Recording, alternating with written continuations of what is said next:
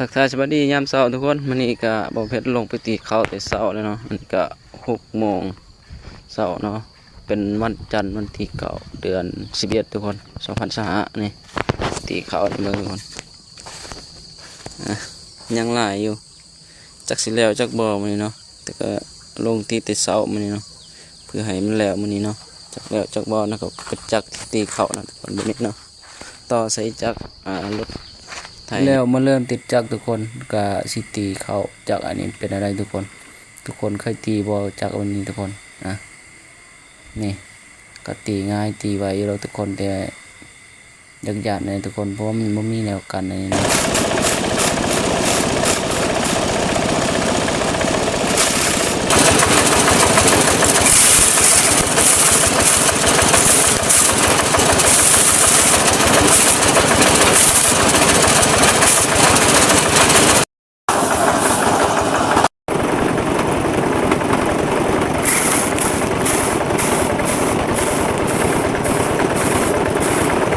แล้วสิหยุดพักจักก่อนทุกคนเพราะว่าเพืองมันขึ้นเต็มแล้วกับเขานี่